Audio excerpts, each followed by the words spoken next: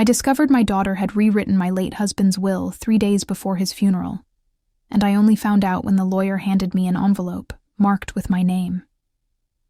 This is a story about how grief can be used as a weapon, and how the people closest to you can become strangers when money enters the room. My name is Catherine, and I was married to Robert for 41 years. We built everything together from nothing. Robert started as a mechanic, and eventually owned 3 auto repair shops across the county. I managed the books and handled payroll and kept everything running behind the scenes. We were a team in every sense. We had one child, a daughter named Lauren. Lauren was bright and ambitious, and we gave her every advantage. Private school, a car at 16, college paid in full, a down payment on her first house. We never made her feel like she owed us anything. We did it because we loved her and wanted her to have security. Robert was diagnosed with pancreatic cancer in March. The doctors gave him 6 months. He made it 4. Those 4 months were the hardest of my life. Watching him fade was unbearable. But I stayed strong because he needed me to be. Lauren visited often at first. She would sit by his bed and hold his hand and tell him she loved him. But as the weeks went on, her visits became shorter. She always had somewhere else to be. A meeting, an appointment. Her husband needed her. I told myself she was struggling to cope. Everyone handles grief differently. Robert passed on a Tuesday morning in July. I was holding his hand. Lauren arrived 20 minutes later. She cried, but it felt performative somehow. I pushed that thought away. The funeral was scheduled for Friday. I barely slept those 3 days. I was making arrangements and choosing flowers and writing an obituary. Lauren said she would handle the reception. She took charge of booking the venue and organizing the catering. I was grateful because I had no energy left. On Thursday afternoon, Lauren came to the house. She had a folder with her. She said she needed me to sign some paperwork for the reception venue. I was exhausted and my eyes were swollen from crying. I signed where she pointed. I did not read it. I trusted her. The funeral was beautiful. Robert would have liked it. Simple and dignified. People told stories about him and laughed and cried. Lauren gave a speech about what a wonderful father he had been. She talked about the lessons he taught her. She said he was her hero. I believed every word. After the reception, I went home and collapsed. I slept for 14 hours. The following week, I met with Robert's attorney.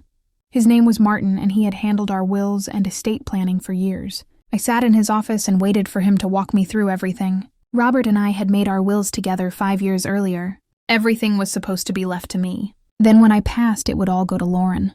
That was the plan. Martin looked uncomfortable. He slid a document across the desk. He said there had been a change to Robert's will. I stared at him. I said that was impossible. He said the change had been made 8 days before Robert died. A new will had been drafted and signed. I felt my chest tighten. I asked what the change was. Martin opened the document and showed me. Under the new will, Robert's 3 auto shops were left directly to Lauren. The house we lived in was left to Lauren. Our joint savings account was to be split. Half to me, half to Lauren. I would receive a small monthly stipend from the business profits. Lauren would control everything else. I could not breathe. I asked how this was possible. Martin said Robert had signed it in the presence of 2 witnesses. He showed me the signature page. It was Robert's handwriting, but it was shaky and weak. I asked who the witnesses were. Martin said one was a nurse from the hospice care team. The other was Lauren. I felt something break inside me. I asked if Robert had been coherent when he signed. Martin said the nurse had confirmed he understood what he was signing. But he also said quietly that Robert had been on heavy pain medication. I left the office in a daze. I drove home and sat in the driveway for an hour. I could not make sense of it. Robert and I had talked about our plans. He knew I would need the business income to survive. He knew the house was my home. Why would he cut me out? Unless he did not really understand what he was signing. I called Lauren that evening. I asked her to come over. She arrived an hour later. She looked calm. Too calm.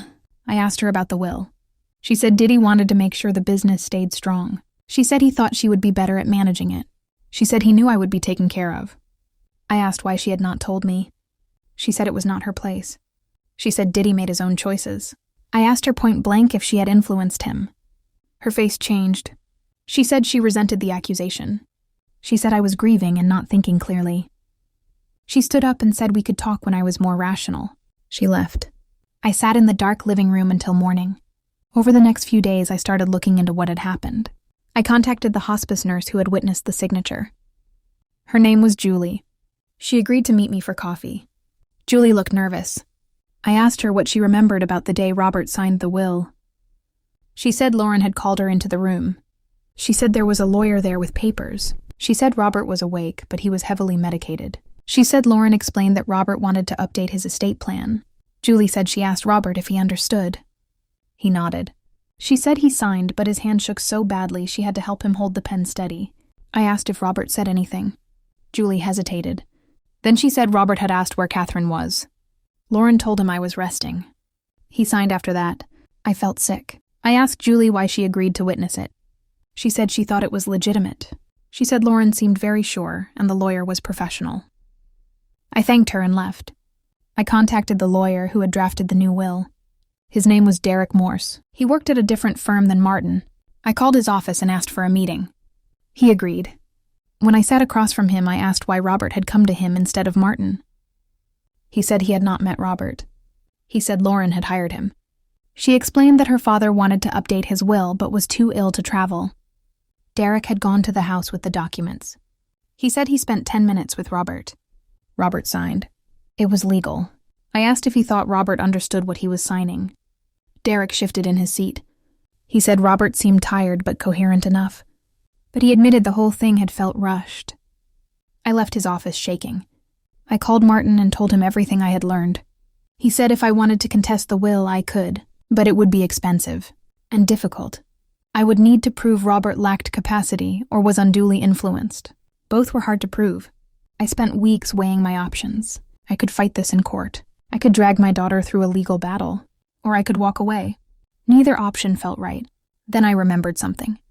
3 days before Robert got sick, he and I had met with Martin to review our estate plan. Everything had been in order. We had both confirmed the terms.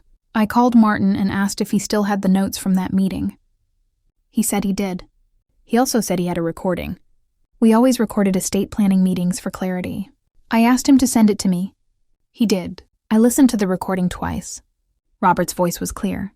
He said he wanted everything to go to me first. He said Lauren would inherit after I was gone. He said he wanted me to be secure. He said it multiple times. I had what I needed. I contacted a litigation attorney named Sandra. She specialized in estate disputes. I gave her everything. The recording. The timeline. Julie's statement. Derek's admission that he had been hired by Lauren. Sandra said we had a strong case for undue influence. She said the new will had been created when Robert was at his most vulnerable. She said Lauren had orchestrated the whole thing. We filed a contest. Lauren hired her own attorney. The process took 9 months. It was brutal. Depositions. Mediation. Court hearings. Lauren sat across from me in conference rooms and acted like I was the villain. She told her attorney I was bitter and greedy. She said Robert had wanted her to have control. She said I was trying to steal her inheritance. But the evidence did not support her story. The recording proved Robert's real intentions. Julie's testimony showed he had been confused. Derek admitted the process had been rushed and unusual. In the end, the judge ruled in my favor. The new will was thrown out. The original will was reinstated. Everything came back to me. Lauren was furious. She stood outside the courthouse and told me I had destroyed our family. She said I had dishonored her father's wishes. I looked at her and said her father's wish was for me to be taken care of. She had tried to steal that. I said I did not want to see her again until she was ready to apologize. She has not apologized. It has been 2 years. I run the auto shops now. I hired a manager for the day-to-day operations, but I oversee everything. The business is doing well, better than it was before. I still live in the house Robert and I bought 30 years ago. I have repainted the living room and redone the garden. It feels like mine now. I thought I would be lonelier without Lauren in my life. But I am not. I have friends. I have a routine. I have peace. Some people have asked if I regret fighting. They say she is still my daughter. But she stopped being my daughter the moment she decided to manipulate her dying father. I did not do this because I wanted revenge. I did it because Robert deserved to have his real wishes honored. And I deserve to live without fear of losing everything. Last month I received a letter from Lauren. It was not an apology. It was a request. She wanted to borrow money. Her marriage was falling apart and she needed funds for a lawyer. I read the letter twice, then I put it in the fireplace and watched it burn. Some bridges are not meant to be rebuilt. I am 73 now. I wake up every morning in the home I made with Robert. I drink coffee on the porch and watch the sun rise. I manage the businesses he built and I do it well. I have everything I need. and I owe none of it to the daughter who tried to take it from me. I thought the story was finished. I thought I had closure. But 6 months ago, something happened that changed everything again.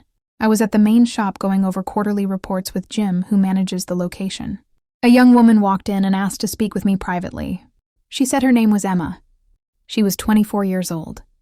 She had dark hair and Robert's eyes. My heart stopped. She said she was Robert's daughter. I felt the room tilt. She explained quickly. Her mother had worked as a secretary at the original shop 30 years ago. There had been a brief affair. Her mother got pregnant and Robert had supported them financially. He sent money every month until Emma turned 18. But he never told me. Emma said she understood this was a shock. She said she had not planned to reach out. But her mother had recently passed away. Going through her things, Emma found letters from Robert. In one of them, he mentioned me.